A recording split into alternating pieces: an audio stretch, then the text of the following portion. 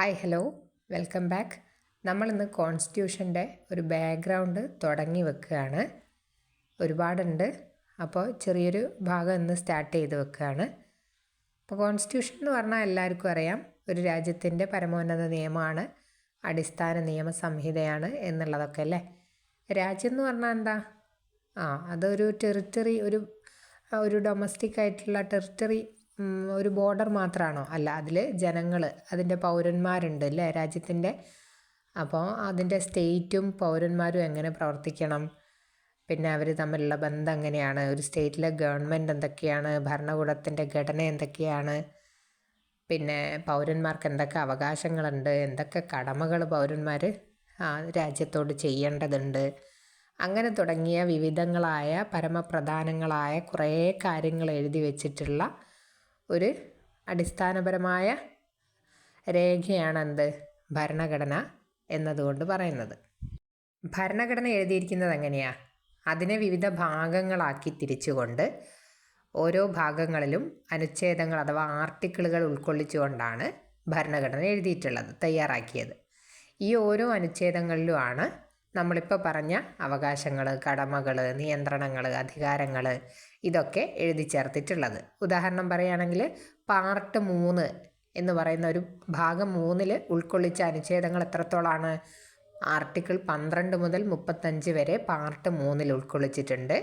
അതിൽ പറഞ്ഞിട്ടുള്ളത് മൗലിക അവകാശങ്ങൾ, ഒരു പൗരൻ്റെ മൗലിക അവകാശങ്ങൾ, അല്ലെങ്കിൽ ഒരു രാജ്യത്തുള്ള ജനങ്ങളുടെ മൗലിക അവകാശങ്ങൾ എന്തൊക്കെയാണ് എന്നുള്ളതാണ്. ഇങ്ങനെയാണ് കോൺസ്റ്റിറ്റ്യൂഷൻ്റെ ഒരു ഘടന എന്ന് പറയുന്നത്. ഈ ഭരണഘടനയുടെ ഒരു ബാക്ക്ഗ്രൗണ്ട് നോക്കുകയാണെങ്കിൽ 1773 റെഗുലേറ്റിംഗ് ആക്ട് മുതലാണ് നമ്മൾ പഠിച്ചു തുടങ്ങുന്നത്.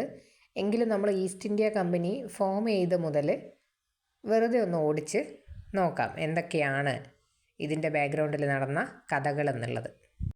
അപ്പോൾ ഒരു രാജ്യത്തൊരു കമ്പനി ഫോം ചെയ്യുക എന്ന് പറഞ്ഞാൽ എങ്ങനെയാണ് ഒരു കമ്പനി ഫോം ചെയ്യുക? അതിന് നിയമപരമായി കുറേ കാര്യങ്ങൾ ചെയ്യേണ്ടതുണ്ട് അല്ലേ. ഡോക്യുമെൻ്റ് ചെയ്ത് രജിസ്ട്രേഷൻ നടത്തി അങ്ങനെയൊക്കെ കാര്യങ്ങൾ ചെയ്യേണ്ടതുണ്ട്. അതുപോലെ തന്നെ ബ്രിട്ടനിലൊരു കമ്പനി ഫോം ചെയ്യുകയാണ്. കമ്പനി ഇൻകോർപ്പറേറ്റ് ചെയ്ത ഡേറ്റ് എന്ന് പറഞ്ഞാൽ 1600 ഡിസംബർ 31 അപ്പോൾ കമ്പനി ഫോം ചെയ്യുകയാണ്. അതിൻ്റെ ഒഫീഷ്യൽ നെയിം എന്ന് പറയുന്നത് governor and company of merchant of London എന്നാണ്. അതിൻ്റെ പർപ്പസ് എന്താണ്? ഒരു കമ്പനി എന്തെങ്കിലും ഒരു ആവശ്യത്തിന് വേണ്ടി ആയിരിക്കില്ലേ ഫോം ചെയ്തിട്ടുണ്ടാവുക. ചിലപ്പോൾ IT കമ്പനി ആയിരിക്കും, അതല്ലെങ്കിൽ എന്തെങ്കിലും ഒരു ബാങ്കിങ്, അങ്ങനെ എന്തെങ്കിലും ഒരു പർപ്പസ് ഉണ്ടാവും. അപ്പോൾ ഇതിൻ്റെ പർപ്പസ് എന്താ? ഈ കമ്പനിയുടെ പർപ്പസ് എന്താ? ട്രേഡിംഗ് ആണ്, അതായത് വ്യാപാരം. എങ്ങോട്ടാണ്? Trading into the East Indies ഭാഗത്തിലേക്കുള്ള വ്യാപാരം. ഇതൊരു ജോയിൻറ്റ് സ്റ്റോക്ക് കമ്പനിയാണ്. അപ്പോൾ ഇതിൻ്റെ ഫസ്റ്റ് ഗവർണർ എന്ന് പറയുന്നത് തോമസ് സ്മിത്താണ്. ഫസ്റ്റ് ഗവർണർ, ഡയറക്ടർ എന്നൊക്കെ പറയുന്ന പോലെ തന്നെ. എന്തൊക്കെയാണ് ഇതിൻ്റെ പ്രൊഡക്റ്റ് എന്ന് പറയുന്നത്? വ്യാപാരം നടത്തുക എന്ന് പറയുന്നതാണ് ഈ കമ്പനി ഫോം ചെയ്തിട്ടുള്ളത്. എന്തൊക്കെയാണ് വ്യാപാരത്തിൽ ഉൾപ്പെട്ടിട്ടുള്ള പ്രൊഡക്റ്റുകൾ? കോട്ടൺ ഉണ്ട്, സിൽക്ക് ഉണ്ട്, ഇൻഡിഗോ ഉണ്ട്, dye, sugar, salt, spices, tea മുതൽ ഒപ്പിയം വരെ ഇതിൻ്റെ പ്രൊഡക്റ്റുകളാണ്. ഓക്കെ, അപ്പോൾ കമ്പനിയെക്കുറിച്ച് അറിഞ്ഞോ. കമ്പനിയുടെ ഹെഡ് ക്വാർട്ടേഴ്സ് എന്ന് പറയുന്നത് ലണ്ടനിലാണ്. അപ്പോൾ അങ്ങനെ കമ്പനി ഇൻകോർപ്പറേറ്റ് ചെയ്തു എന്ന് പറഞ്ഞാൽ ലീഗലി നമുക്ക് തന്നെ ഒരു അതോറിറ്റി വേണം അല്ലേ. അതിനാണ് അവിടുത്തെ രാജ്ഞി അല്ലേ. ബ്രിട്ടനിൽ ഭരണം എന്ന് പറയുന്നത് രാജാവും രാജ്ഞിയൊക്കെ ആയിട്ടാണ്. അപ്പോൾ അവിടുത്തെ രാജ്ഞി എലിസബത്ത് I റോയൽ ചാർട്ടർ വഴി, അതായത് നിയമപരമായൊരു രേഖയാണ്, അതുവഴി ഈ ഒരു കമ്പനിക്ക് മൊണോപ്പൊളി റൈറ്റ് പെർമിറ്റ് ചെയ്തു കൊടുത്തു. എന്താണ് റൈറ്റ്? ട്രേഡിംഗ് നടത്താനുള്ള റൈറ്റ് കൊടുത്തു കമ്പനിക്ക്. ബ്രിട്ടീഷ് നിയമപ്രകാരം രാജ്ഞിക്ക് അല്ലെങ്കിൽ രാജാവിനുള്ള ഒരു പ്രെറോഗേറ്റീവ് റൈറ്റാണ് എന്ത്? കമ്പനികൾക്ക് നിയമപ്രകാരമുള്ള ഓതറൈസേഷൻ, ചാർട്ടർ അനുവദിക്കുക, മൊണോപ്പൊളി റൈറ്റ് അനുവദിക്കുക, വിദേശ രാജ്യങ്ങളുമായിട്ട് ട്രേഡ് ഓതറൈസ് ആക്കുക എന്നൊക്കെ ഉള്ളത് എന്താണ്? ഇവർക്ക് കൊടുക്കാൻ പറ്റുന്ന റൈറ്റുകളാണ്. അപ്പോൾ അങ്ങനെ ആ കമ്പനി അങ്ങനെ ഇൻകോർപ്പറേറ്റ് ചെയ്തു, റൈറ്റ് കിട്ടി. ഇത് ബിസിനസ് പരമായിട്ടുള്ളതാണ്, പൊളിറ്റിക്കലായിട്ടുള്ള യാതൊരുവിധ പവറും അല്ല. അങ്ങനെ വിവിധ രാജ്യങ്ങളിലേക്കുള്ള ട്രേഡിംഗ് റൈറ്റ് കിട്ടി. ഇനി രാജ്യങ്ങൾ ഏതൊക്കെയാണ്? ഈസ്റ്റ് ഇൻഡീസ് ആയിട്ടുള്ള ഭാഗങ്ങളിലേക്കാണ്. അപ്പോൾ അവർ ഇനിയിപ്പോൾ ഓരോ രാജ്യങ്ങളിലും പോയി ആ രാജ്യങ്ങളിലുള്ള പെർമിഷനും അവർക്ക് കിട്ടണം അല്ലേ. അല്ലാതെ വേറൊരു രാജ്യത്ത് ട്രേഡിംഗ് നടത്തിക്കോളൂ എന്നുള്ളത്, അല്ലെങ്കിൽ ട്രേഡിംഗ് നടത്താനുള്ള അനുമതി ഒരിക്കലും ബ്രിട്ടനിലുള്ളവർക്ക് കൊടുക്കാൻ വേണ്ടി പറ്റൂല അല്ലേ? കാരണം ആ സമയത്ത് ഇന്ത്യ ബ്രിട്ടൻ്റെ ആ കോളനിയോ അല്ലെങ്കിൽ ഭരണത്തിന് കീഴിലോ ഒന്നുമല്ല. അപ്പോൾ ഇന്ത്യയിൽ വ്യാപാരം നടത്തണം എന്നുണ്ടെങ്കിൽ ഇന്ത്യക്കാർ അല്ലെങ്കിൽ ഇന്ത്യയിലുള്ള റൂളേഴ്സിൻ്റെ പെർമിഷൻ നിർബന്ധമാണ്. അപ്പം നിങ്ങൾ അങ്ങോട്ടേക്കൊക്കെ പോയിട്ട് ഈ കമ്പനിക്ക് ട്രേഡിംഗ് നടത്താം എന്നുള്ളൊരു അനുമതി ബ്രിട്ടീഷ് രാജ്ഞി കൊടുത്തിട്ടുണ്ട്. ഇനി ബാക്കിയുള്ള രാജ്യങ്ങളിലുള്ള പെർമിഷൻ കിട്ടണം. അങ്ങനെ അവർ ഇന്ത്യയിലേക്ക് വന്നു. ആരാണ് ആദ്യം വന്നത്? വില്യം ഹോക്കിൻസ് ആണ് വന്നത്. വർഷം 1608 ഒരു ഹെക്ടർ എന്ന് പറയുന്ന ഒരു കപ്പലിലാണ് അവർ ഇങ്ങോട്ടേക്ക് യാത്ര തിരിച്ചത്. 1608 കാലത്തിൽ ഇവിടെ ഇന്ത്യയിൽ മുഗൾ ഭരണാധികാരികളായിരുന്നു. അപ്പോൾ മുഗൾ ഭരണാധികാരി ആരായിരുന്നു ആ സമയത്ത്? ജഹാംഗീർ ആയിരുന്നു. അപ്പോൾ ഇന്ത്യയിൽ എത്തിയ സമയത്ത് അവർ ജഹാംഗീറിൻ്റെ അടുത്ത് അനുമതി ചോദിച്ചു ട്രേഡിംഗ് നടത്താനുള്ളത്. പക്ഷേ ഇവിടെ പോർച്ചുഗീസിൻ്റെ ട്രേഡിങ്ങിൻ്റെ ഒരു സമയമാണത്. പോർച്ചുഗീസുകാരുണ്ട് ഇവിടെ ട്രേഡ് നടത്തുന്നതിന്. അവർ കമ്പനി മുഖേനയൊന്നുമല്ല, അല്ലാതെ തന്നെ ട്രേഡിംഗ് നടത്തിക്കൊണ്ടിരിക്കുന്നതാണ്. അപ്പോൾ അതിൻ്റെ ഒരു സ്വാധീനം കൊണ്ട് തന്നെ അവരുടെ ഒരു ചർച്ച് ഇൻഫ്ലുവൻസും സീ പവറും ഒക്കെ ഉള്ളതുകൊണ്ട് തന്നെ ജഹാംഗീർ ഈ ഒരു അവരുടെ അപേക്ഷ നിരസിച്ചു. വീണ്ടും 1609 അവർ വീണ്ടും വന്നു. ആ സമയത്തും കൊടുത്തില്ല, ജഹാംഗീർ പെർമിഷൻ കൊടുക്കുന്നുണ്ടായിരുന്നില്ല. അങ്ങനെ അവർ തിരികെ പോയി. ശേഷം നമ്മളൊരു യുദ്ധത്തിനാണ് സാക്ഷ്യം വഹിക്കുന്നത്. ഏതാണ് ആ യുദ്ധം? 1612 വർഷത്തിൽ ഇംഗ്ലീഷുകാരും, അതായത് ബ്രിട്ടീഷേഴ്സും പോർച്ചുഗീസുകാരും തമ്മിലുള്ളൊരു യുദ്ധമാണ്. സുവാലി എന്ന സ്ഥലത്ത് വെച്ച്, അതായത് സൂററ്റിലുള്ള സുവാലി എന്ന സ്ഥലത്ത് വെച്ചാണ് യുദ്ധം ഉണ്ടാകുന്നത്. ബ്രിട്ടീഷേഴ്സിനെ നയിച്ചത് തോമസ് ബെസ്റ്റും പോർച്ചുഗീസുകാർക്കാണെങ്കിൽ നുനോ ഡ കുൻഹയുമായിരുന്നു. അങ്ങനെ അവർ തമ്മിലുള്ള യുദ്ധത്തിൽ ബ്രിട്ടീഷേഴ്സ് വിജയിച്ചു. അതിനുശേഷം ജഹാംഗീറിന് മനസ്സിലാവുകയാണ് ഇവർ നല്ല സീ പവറൊക്കെ ഉള്ള, അത്യാവശ്യം പവർഫുള്ളായിട്ടുള്ള ആളുകളാണ് എന്ന് മനസ്സിലായതിന് ശേഷം 1613 ഒരു ഫർമാൻ ഇഷ്യൂ ചെയ്യണം. അതായത് ഒരു അനുമതി കൊടുക്കുകയാണ്. എന്താ അനുമതി? സൂററ്റിൽ ഫാക്ടറി തുടങ്ങാനുള്ള ഒരു പെർമിഷൻ. ഇതാണ് ഇന്ത്യയിൽ ലഭിച്ച ആദ്യത്തെ ഒരു ഒഫീഷ്യൽ ട്രേഡ് പെർമിഷൻ എന്ന് നമുക്ക് പറയാൻ പറ്റുന്നത്. 2 വട്ടം അല്ലേ വന്നു, തിരികെ പോയി. 3ാമത്തെ പ്രാവശ്യം ഒരു യുദ്ധം കഴിഞ്ഞതിന് ശേഷം ജഹാംഗീർ അവർക്കൊരു പെർമിഷൻ കൊടുത്തു ഒരു ഫാക്ടറി സ്ഥാപിക്കാൻ. അടുത്ത സ്റ്റെപ്പ് എന്താണ്? ഇംഗ്ലണ്ടിലെ രാജാവായിട്ടുള്ള ജെയിംസ് 1 തോമസ് റോ എന്ന ഒരു വ്യക്തിയെ അംബാസഡറായിട്ട് അയക്കുകയാണ് ഇന്ത്യയിലേക്ക്. എന്താണ് അവരുടെ ലക്ഷ്യം? പെർമനൻ്റായ ട്രേഡിംഗ് റൈറ്റ് അവർക്ക് കിട്ടണം എന്നുള്ളതാണ്. അങ്ങനെ ജഹാംഗീറുമായിട്ട് തോമസ് റോ ചർച്ചയൊക്കെ നടത്തി.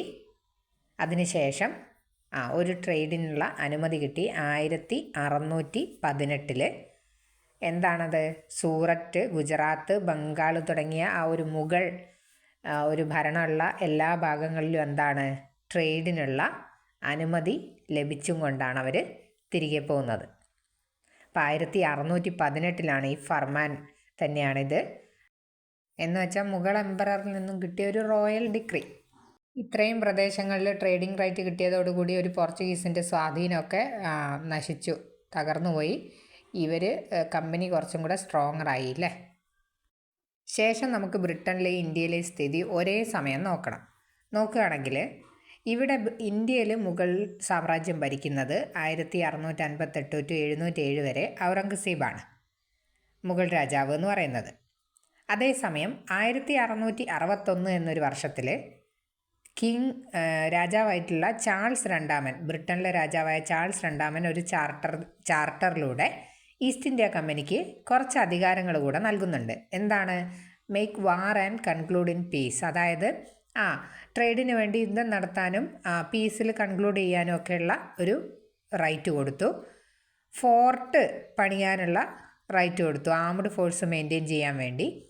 പിന്നെ പല ഉടമ്പടികളിലും ട്രീറ്റീസിലും ഒക്കെ ഇന്ത്യൻ റൂളേഴ്സുമായിട്ട് ട്രീറ്റീസിൽ ഏർപ്പെടാനും ഫോറിൻ പവേഴ്സുമായിട്ട് ട്രീറ്റീസിൽ ഏർപ്പെടാനും ഒക്കെയുള്ള റൈറ്റുകൾ ചാർട്ടർ പ്രകാരം ബ്രിട്ടനിലുള്ള രാജാവ് കൊടുത്തു ഈസ്റ്റ് ഇന്ത്യ കമ്പനിക്ക്. അവിടെ ഒരു ഭാഗത്ത് അങ്ങനെ നടക്കുന്നുണ്ട്. ഇവിടെ ഔറംഗസേബാണ് എന്ത് ചെയ്യുന്നത്? ഭരണം നടത്തുന്നത്. ചാർട്ടർ പ്രകാരം ഈസ്റ്റ് ഇന്ത്യ കമ്പനിക്ക് കിട്ടിയ അധികാരം അവർ മുഗൾ സാമ്രാജ്യത്തിൽ നടപ്പിലാക്കാൻ ശ്രമിച്ചു.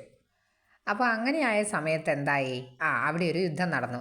മുഗൾ എംപറർ ഔറംഗസേബിൻ്റെ പടയും പിന്നെ ഇംഗ്ലീഷുകാർ ബ്രിട്ടീഷേഴ്സിൻ്റെ പടയും തമ്മിൽ. അതിനെയാണ് ചൈൽഡ് വാർ അഥവാ ബാലയുദ്ധം എന്നൊക്കെ പറഞ്ഞിട്ടുണ്ടായിരുന്നത്. 1686 ഇത് നടന്നത്. ജോസിയ ചൈൽഡ് എന്ന് പറയുന്ന ഗവർണർ, ഈസ്റ്റ് ഇന്ത്യ കമ്പനിയുടെ ഗവർണറും മുഗൾ എംപറർ ഔറംഗസേബും തമ്മിലുള്ള യുദ്ധമാണിത്. അതുകൊണ്ടാണ് ചൈൽഡ് വാർ എന്ന് അതിന് പറഞ്ഞിട്ടുണ്ടായിരുന്നത്, ബാലയുദ്ധം എന്നാണ്. അപ്പോൾ 1686 ഈ യുദ്ധത്തിൽ മുഗൾ എംപററാണ് വിജയിച്ചത്. അപ്പോൾ എന്തായി, അങ്ങനെ അവർ വിജയിച്ചതിന് ശേഷം ഇവരിങ്ങനെ ഒരു അധികാരം സ്ഥാപിക്കാനുള്ള ശ്രമമാണെന്നൊക്കെ മനസ്സിലായപ്പോൾ അവർ ഈ ട്രേഡ് റൈറ്റുകളൊക്കെ പിൻവലിച്ച് കളഞ്ഞു. പക്ഷേ ബ്രിട്ടീഷേഴ്സ് എന്ത് ചെയ്തു, അവർക്കിത് തിരികെ കിട്ടണമല്ലേ, അതുകൊണ്ട് തന്നെ അവർ അപ്പോളജൈസ് ചെയ്തു. കൂടാതെ ഭീമമായൊരു തുക ഫൈനായിട്ട് അടച്ചു, പിഴയായിട്ട് അടച്ചു. അപ്പോൾ അതിനുശേഷം ഔറംഗസേബ് എന്ത് ചെയ്തു, ഇവരുടെ ഈ ട്രേഡ് അധികാരം വീണ്ടും റീസ്റ്റോർ ചെയ്തു കൊടുത്തു. ഏറ്റവും പ്രധാനപ്പെട്ട ബംഗാൾ എന്നുള്ള ഭാഗത്തുള്ള ട്രേഡിംഗ് റൈറ്റും കൂടിയാണ് ഇവർക്ക് റീസ്റ്റോർ ചെയ്ത് കിട്ടിയത്. അപ്പോൾ അവർ ബംഗാളിലേക്ക് ഫോക്കസ് ചെയ്തു. ശേഷം അവരെന്ത് ചെയ്തു, രാജാക്കന്മാരോട് പറഞ്ഞു, നിങ്ങൾ വെറുതെ ഇങ്ങനെ ഇരുന്നാൽ മതി, ഞങ്ങൾ നികുതിയൊക്കെ പിരിച്ചു തരാം നിങ്ങൾക്ക് എന്ന്. അങ്ങനെ ഒരു മീഡിയേറ്റേഴ്സായിട്ട് നിൽക്കാൻ തുടങ്ങി. അങ്ങനെ 3 വില്ലേജുകൾ, സുറ്റാനുതി, കാളിഘട്ട, ഗോവിന്ദപൂർ എന്ന് തുടങ്ങിയ 3 വില്ലേജിൽ ഇവർക്ക് എന്തിനുള്ള റൈറ്റും കൂടെ കിട്ടി, സമീന്ദാരി റൈറ്റ് അഥവാ നികുതി പിരിവിനുള്ള റൈറ്റും കൂടെ കിട്ടി. അതിനുശേഷം ഇവർ ഈ 3 സ്ഥലത്തെയും കൂടെ മെർജ് ചെയ്തിട്ട് കൽക്കട്ട എന്നാക്കി. ഇതൊക്കെ ചെറിയ ചെറിയ മാറ്റങ്ങളാണ് അല്ലേ. നികുതി ട്രേഡിങ്ങിന് വന്ന് വ്യാപാരികളായിട്ട് വന്നു, നികുതി പിരിക്കുന്നവരായി, ടാക്സ് കളക്റ്റിംഗ് ആയി, അങ്ങനെ ഭരണത്തിലേക്കുള്ളൊരു കൈകടത്തലാണ് കാണിക്കുന്നത് അല്ലേ. അതിനുശേഷം ഇവർ ട്രേഡ്സിൻ്റെ ഹെഡ്ക്വാർട്ടേഴ്സ്, ബംഗാൾ എന്ന് പറയുന്ന ഏറ്റവും വ്യാപാരത്തിന് ഏറ്റവും പറ്റിയ സ്ഥലമാണ്. അപ്പോൾ ഹെഡ്ക്വാർട്ടേഴ്സ് ഇവിടത്തേക്ക് മാറ്റി. ശേഷം 1707 എന്ന വർഷത്തിലാണ് മുഗൾ എംപറർ ഔറംഗസേബ് മരണപ്പെടുന്നത്. ശക്തമായൊരു ഭരണം അവസാനിക്കുകയാണ് മുഗൾ സാമ്രാജ്യത്തിൽ. പിന്നെയുള്ളതൊക്കെ വന്നത് വീക്ക് റൂളേഴ്സാണ്. അങ്ങനെ 1717 എന്ന് പറയുന്ന വർഷത്തിൽ അവിടെ ഫറൂഖ് സിയാറാണ് റൂളർ. അപ്പോൾ ഫറൂഖ് സിയാർ ഒരു ഫർമാൻ ഇഷ്യൂ ചെയ്തു ഈ കമ്പനിക്ക്. എന്താണ് ആ ഫർമാൻ എന്ന് പറയുന്നത്? Royal decree. എന്തായിരുന്നു? Duty free trade in Bengal, പിന്നെ ഒരു റൈറ്റ് ടു ഇഷ്യൂ ദസ്തഖ് എന്ന് പറയുന്ന 2 കാര്യങ്ങൾ. എന്താണ് രണ്ടും പറയുന്നത്? അതായത് കസ്റ്റം ഡ്യൂട്ടി ഒന്നും പേ ചെയ്യണ്ട, ട്രേഡ് നടത്താൻ വേണ്ടി കമ്പനിക്ക്, വ്യാപാരത്തിന് ഒരു കസ്റ്റം ഡ്യൂട്ടിയും പേ ചെയ്യണ്ട. ദസ്തഖ് എന്ന് പറയുന്ന ഒരു വ്യാപാര പാസ്, ഇന്ത്യയിൽ എവിടെയും ടാക്സ് ഒന്നും ഇല്ലാതെ, കസ്റ്റംസ് ഡ്യൂട്ടി ഒന്നും ഇല്ലാതെ വ്യാപാരം നടത്താമെന്നുള്ളൊരു പാസ്സാണ് ദസ്തഖ് എന്ന് പറയുന്നത്. അതും ഈസ്റ്റ് ഇന്ത്യ കമ്പനിക്ക് കിട്ടി. അപ്പോൾ ഈ 2 കാര്യങ്ങളെന്ന് പറയുന്നത് പരമപ്രധാനമായ 2 കാര്യങ്ങളാണ്. 1717 ഫറൂഖ് സിയാർ ആണ് ഈ ഒരു ഫർമാൻ ഇഷ്യൂ ചെയ്തത്. കമ്പനി സാമ്പത്തികമായി ശക്തിപ്പെട്ടു അല്ലേ. അപ്പോൾ ശരിക്കും പറഞ്ഞാൽ ഇതിനെ ഒരു Magna Carta of East India company എന്നാണ് ഈ ഫറൂഖ് സിയാറിൻ്റെ ഫർമാൻ അറിയപ്പെടുന്നത്. വീണ്ടും നമ്മൾ ഇംഗ്ലണ്ടിലേക്ക് നോക്കുകയാണെങ്കിൽ രാജ്യം ഈ ഒരു കമ്പനി കാരണം വളരെ കമ്പനിയുടെ ഒരു പ്രോഫിറ്റ് രാജ്യത്തിനേക്കാണ് ഉപകാരപ്പെടുക അല്ലേ. അതുകൊണ്ട് തന്നെ അവിടെയുള്ള രാജാവ് കിങ് ജോർജ് I വീണ്ടും 726 ഒരു ചാർട്ടർ പ്രകാരം നിയമന്യായ അധികാരം ഉറപ്പിച്ചു കൊടുത്തു ആർക്ക്? ഈസ്റ്റ് ഇന്ത്യ കമ്പനിക്ക്. അതായത് ഒരു ജുഡീഷ്യൽ അതോറിറ്റി ഒരു വ്യക്തമാക്കി കൊടുത്തൊരു ചാർട്ടറാണ് 1726 അതിൽ പറയുന്നത് എന്താ? മദ്രാസ്, ബോംബെ, കൽക്കട്ട തുടങ്ങിയ പ്രസിഡൻസി ടൗണിൽ, കമ്പനി ഭരിക്കുന്ന ടൗണിൽ മേയേഴ്സ് കോർട്ടുകൾ തുടങ്ങാനുള്ളൊരു അധികാരം കൊടുത്തു. ജഡ്ജസിനെയൊക്കെ അപ്പോയിൻ്റ് ചെയ്യാം. പിന്നെ ഇംഗ്ലീഷ് ലോ അപ്ലൈ ചെയ്യാം. ക്രിമിനൽ, സിവിൽ നിയമങ്ങൾ, കേസുകൾക്കൊക്കെ ഇംഗ്ലീഷ് ലോ അപ്ലൈ ചെയ്യാം. അങ്ങനെയൊക്കെ ഒരു അധികാരം കൂടി ഈസ്റ്റ് ഇന്ത്യ കമ്പനിക്ക് ഈ ഒരു ചാർട്ടർ പ്രകാരം കിട്ടി. ഇങ്ങനെ ഒരു വ്യാപാരത്തിനുള്ള ഒരു അധികാരം ഭരണത്തിലേക്കുള്ള അധികാരത്തിലേക്ക് മാറിയ സമയത്ത് ബംഗാളിൻ്റെ പ്രതികരണം എന്ന് പറഞ്ഞാൽ എന്തായിരുന്നു? നവാബ് മുർഷിദ് അലി ഖാൻ, അലിവർദി ഖാൻ, സിറാജുദ്ദൗള തുടങ്ങിയവരൊക്കെ ഇങ്ങനെ കിട്ടിയ അധികാരത്തിനെയൊക്കെ, ഇവർ കാണിക്കുന്ന ഈ അധികാരത്തിനെ എതിർക്കാൻ തുടങ്ങി.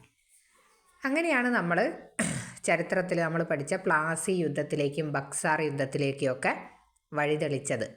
ഈ ഒരു കാരണം കൊണ്ടാണ്. പെട്ടെന്നുണ്ടായ പല കാരണങ്ങളുമുണ്ട്. പ്രധാനപ്പെട്ട ഒരു കാരണം എന്ന് പറയുന്നത് ഇവരുടെ ഈ അധികാരം വ്യാപാര അധികാരത്തിൽ നിന്നും ഭരണാധികാരത്തിലേക്ക് മാറിയ കാര്യങ്ങളായിരുന്നു. അങ്ങനെ 1757 പ്ലാസി യുദ്ധവും ശേഷം 1764 ബക്സാർ യുദ്ധം. അത് വിശദീകരിക്കുന്നില്ല, നിങ്ങൾ വേറെ തന്നെ പഠിക്കുന്നതാണ്. ബക്സാർ യുദ്ധവും ഉണ്ടായി. എല്ലാത്തിലും ബ്രിട്ടീഷേഴ്സ് വിജയിച്ചു.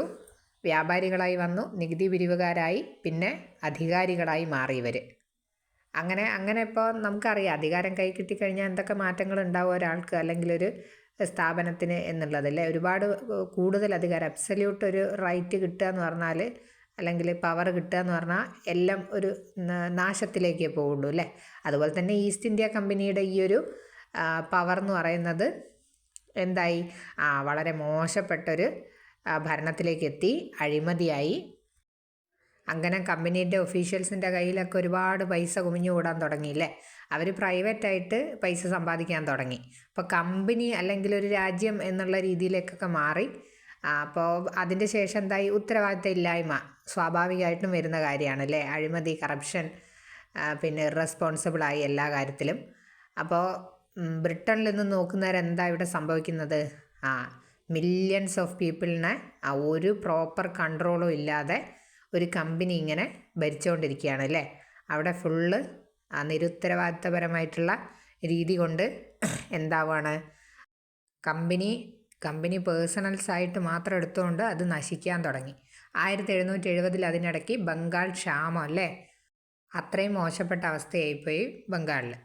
അങ്ങനെ ഇരിക്കുന്ന സമയത്താണ് കമ്പനി എന്തായി, പാപ്പരായി, ബാങ്ക്രപ്റ്റായി. ഹ്യൂജ് എമൗണ്ട് ബ്രിട്ടീഷ് ഗവൺമെൻറ്റിൻ്റെ അടുത്ത് നിന്നും ലോണിന് ചോദിക്കുകയാണ് കമ്പനി, ബാങ്ക്രപ്റ്റായിട്ട്. അപ്പോഴാണ് ബ്രിട്ടനിലുള്ള രാജ്ഞിക്ക് അല്ലെങ്കിൽ ബ്രിട്ടീഷ് ഗവൺമെൻറ്റിനൊക്കെ മനസ്സിലാവുന്നത് ഈ കമ്പനീനെ ഇനി ഇങ്ങനെ വിട്ടാൽ ശരിയാവില്ല അല്ലേ. അപ്പോൾ നമ്മുടെ രാജ്യത്തിനൊരു എന്താ പറയുക, ലാഭം ഉണ്ടാവില്ല, കമ്പനി നശിച്ചു പോവുകയും ചെയ്യും, വലിയ നഷ്ടം തന്നെ വരും എന്നുള്ളത്. അങ്ങനെ ഈ കമ്പനിയുടെ ഈ ഒരു ഭരണം അല്ലെങ്കിൽ ഈ ഒരു നിരുത്തരവാദിത്തപരമായിട്ടുള്ള രീതി അവസാനിപ്പിക്കാൻ വേണ്ടിയാണ്, കമ്പനിയുടെ മേൽ നിയന്ത്രണം വരുത്താൻ വേണ്ടിയാണ്, കമ്പനി നല്ല രീതിയിൽ പ്രവർത്തനം കൊണ്ടുപോകാൻ വേണ്ടിയാണ് എന്തു വരുന്നത്, കമ്പനി നിയമങ്ങൾ എന്ന് പറഞ്ഞിട്ട് ബ്രിട്ടീഷ് ഗവൺമെൻറ് എന്ത് ചെയ്യുന്നത്, കമ്പനിയുടെ മേൽ കൺട്രോൾ ചെയ്യാൻ വേണ്ടി കുറേ നിയമങ്ങൾ കൊണ്ടുവന്നിട്ടുള്ളത്. കമ്പനി നിയമങ്ങളിൽ പെടുന്നതാണ് regulating act, Pitt's India act, charter act തുടങ്ങിയവ. പിന്നെ എന്താണ് ക്രൗൺ റൂൾ എന്ന് പറഞ്ഞിട്ട് പഠിക്കുന്നുണ്ടല്ലോ നമ്മൾ. കമ്പനി നിയമങ്ങളും ക്രൗൺ റൂളുമാണ് നമ്മൾ പഠിക്കുന്നതിലുള്ളത്. അപ്പോൾ ക്രൗൺ റൂൾ എന്ന് പറഞ്ഞാൽ എന്താണ്, കമ്പനി നിയമം എന്ന് പറഞ്ഞാൽ കമ്പനിയെ നിലനിർത്തിക്കൊണ്ട് തന്നെ ഭരണം ആര് നടത്തുകയാണ്, ബ്രിട്ടീഷേഴ്സ് അവിടുന്ന് ബ്രിട്ടനിൽ നിന്നും കമ്പനിയിലൂടെ നടത്തുകയാണ് അല്ലേ. കമ്പനി ഇവിടെ നിലനിൽക്കുന്നുണ്ട്. എന്നാൽ ക്രൗൺ റൂൾ എന്താണ്, അത് 1858 മുതലുള്ള കാലഘട്ടത്തിലാണ് ക്രൗൺ നിയമങ്ങൾ വരുന്നത്. അതിന് മുമ്പ് 1857 നമുക്കിവിടെ ഒരു സ്വാതന്ത്ര്യ സമരം, ഒന്നാം സ്വാതന്ത്ര്യ സമരം നടക്കുന്നുണ്ട് അല്ലേ. അതിന് ശേഷം ഈ കമ്പനിയെ ഒഴിവാക്കിക്കൊണ്ട് കമ്പനി പൂർണ്ണമായും എന്താ പറയുക, നശിച്ചു പോവുകയാണ്. അപ്പോൾ കമ്പനിയുടെ ഒരു പതനാണ് ആ സമയത്ത് കാണുന്നത്. അതുകൊണ്ട് കമ്പനിയെ ഒഴിവാക്കിക്കൊണ്ട് നേരിട്ട് ബ്രിട്ടീഷേഴ്സ് അല്ലെ ബ്രിട്ടൻ ഗവൺമെൻറ് നമ്മുടെ ഇന്ത്യയെ ഇവിടെയുള്ള ഇന്ത്യക്കാരെ ഭരിക്കുന്നതാണ് നമ്മൾ ക്രൗൺ റൂളിലൂടെ കാണുന്നത്. അതിൽ പെട്ടതാണ് government of India act, council act, Indian independence act തുടങ്ങിയവ. അപ്പോൾ ഇനി നമുക്ക് പഠിക്കാനുള്ളത് കമ്പനി നിയമങ്ങളിൽ ഓരോന്നും എന്തൊക്കെ കാര്യങ്ങളാണ് ഓരോ നിയമത്തിലും ഉൾപ്പെട്ടിട്ടുള്ളത് എന്നുള്ളതാണ്. പിന്നെ ക്രൗൺ നിയമങ്ങളും. ഇത്രയും നിയമങ്ങളാണ് ഇനി അടുത്ത ക്ലാസ്സിൽ പഠിക്കാനുള്ളത്. അപ്പം നമ്മൾ നോക്കുകയാണെങ്കിൽ ഒരു ടൈം ലൈൻ നോക്കുകയാണെങ്കിൽ 1608-609 വർഷത്തിൽ വില്യം ഹുക്കിൻസ് മുഗൾ എംപററിലേക്ക് വന്നു. ജഹാംഗീർ അനുമതി കൊടുത്തിട്ടില്ല വ്യാപാരത്തിനുള്ളത്. 1612 പോർച്ചുഗീസുകാരും ബ്രിട്ടീഷേഴ്സും തമ്മിൽ യുദ്ധം നടന്നു. പോർച്ചുഗീസുകാർ പരാജയപ്പെട്ടു. അതിനെ തുടർന്ന് 1613 ജഹാംഗീർ ഒരു ഫാക്ടറി സ്ഥാപിക്കാൻ, സൂററ്റിൽ ഫാക്ടറി സ്ഥാപിക്കാനുള്ള ഒരു അനുമതി കൊടുത്തു. ശേഷം 1618 ഗുജറാത്ത്, സൂററ്റ്, ബംഗാൾ എന്നിവിടങ്ങളിലുള്ള ട്രേഡ് പെർമിഷൻ കൊടുത്തു. അതിനുശേഷം എന്താ കാണുന്നത്, 1661 ഒരു ചാർട്ടർ ആക്ട് അനുവദിച്ചു കൊടുക്കുന്നു ബ്രിട്ടീഷിലെ രാജ്ഞി ഈസ്റ്റ് ഇന്ത്യ കമ്പനിക്ക്. അതിൻ്റെ അധികാരം ഇവിടെ ഔറംഗസേബ് എംപററായിരിക്കുന്ന സമയത്ത് മുഗൾ സാമ്രാജ്യത്തിൽ അവർ കാണിക്കുന്നു. അതിനുശേഷം 1686 മുഗൾ എംപറർ ഔറംഗസേബും ബ്രിട്ടീഷേഴ്സും തമ്മിലുള്ള യുദ്ധം 1686. ശേഷം എന്താണ്, മാപ്പപേക്ഷയും ഫൈനും ഒക്കെ അടച്ചതിന് ശേഷം വീണ്ടും ഇവർക്ക് ബംഗാളിൽ വ്യാപാരത്തിനുള്ള അനുമതി റീസ്റ്റോർ ചെയ്ത് കൊടുക്കുന്നുണ്ട്. 1698 സെമീൻഡാരി റൈറ്റ് കിട്ടുന്നുണ്ട്, നികുതി പിരിക്കാനുള്ള റൈറ്റ്. ശേഷം 1707 ഔറംഗസേബ് മരണപ്പെടുന്നു. ശക്തരായ റൂളേഴ്സൊക്കെ അതോടുകൂടി തീരെയാണ്. 1717 ഫറൂഖ് സിയാർ ഒരു ഫർമാൻ ഇഷ്യൂ ചെയ്യുന്നു. Magna Carta of East India company എന്നറിയപ്പെടുന്നുണ്ട്. എന്താണിത്? ഈ ഫർമാനിലെ ഡ്യൂട്ടി ഫ്രീ ട്രേഡും ദസ്തക്കിനുള്ള ഒരു പാസ് റൈറ്റുമാണിത് കിട്ടുന്നത്. ശേഷം 1726 ഒരു ചാർട്ടർ ആക്ട് പ്രകാരം ഒരു റൈറ്റ് കൂടെ കൂടുതൽ അനുവദിച്ച് കിട്ടുകയാണ് ഈസ്റ്റ് ഇന്ത്യ കമ്പനിക്ക്. അങ്ങനെ ബംഗാളിൽ ഭരണത്തിലേക്ക് ഒരു കൈകടത്തൽ നടത്തുന്ന സമയത്ത് ഇവർ ബംഗാളിലുള്ള നവാബ് എന്താ പറയുക, ഇതിനെതിരെ പ്രതികരിക്കുകയാണ്. അങ്ങനെയാണ് പ്ലാസി യുദ്ധവും ബക്സാർ യുദ്ധവും ഒക്കെ ഉണ്ടാവുന്നത്. ശേഷം എന്താണ് കാണുന്നത്, കമ്പനിയുടെ ഒരു എന്താ പറയുക അഴിമതി, മിസ്യൂസ് ചെയ്യുന്നത്, അങ്ങനെയൊക്കെ ഭരണം മിസ്യൂസ് ചെയ്യുന്നതൊക്കെയാണ് കാണുന്നത്. അങ്ങനെ നാശത്തിലേക്ക് പോയി ബാങ്ക്രപ്റ്റ് ആയി എന്ന് കാണുന്ന സമയത്താണ് ബ്രിട്ടീഷ് ഗവൺമെൻറ് എന്ത് ചെയ്യുന്നത്, കമ്പനിക്ക് മേൽ നിയന്ത്രണം കൊണ്ടുവരുന്നത്, കമ്പനി നിയമങ്ങൾ നടപ്പിലാക്കി തുടങ്ങിയത്. 1857 സ്വാതന്ത്ര്യ സമരത്തിന് ശേഷം ക്രൗൺ റൂളാണ് നടപ്പിലാക്കുന്നത്. 1858 മുതൽ അത് നേരിട്ട് അവിടുന്ന് ഭരണം നടത്തുകയാണ് ചെയ്യുന്നത്. ഇത്രയാണ് ഇതിൻ്റെ ഒരു ടൈം ലൈൻ. ഇനി ക്രൗൺ 773 മുതലുള്ള റെഗുലേറ്റിംഗ് ആക്ട് മുതലുള്ള കമ്പനി നിയമങ്ങളും 858 മുതലുള്ള ക്രൗൺ നിയമങ്ങളും എന്തൊക്കെയാണെന്ന് വിശദമായി അടുത്ത ക്ലാസ്സിൽ നമുക്ക് ഡിസ്കസ് ചെയ്യാം. അതുവരെ ഇതൊന്നും കൂടെ ഒന്ന് നോക്കുക. മനസ്സിലായി എന്ന് കരുതുന്നു. എന്തെങ്കിലും ഡൗട്ട് ഉണ്ടെങ്കിൽ നിങ്ങൾ കമൻറ്റ് ചെയ്യുക. അടുത്ത ക്ലാസ് കാണുന്നവരെ ബൈ.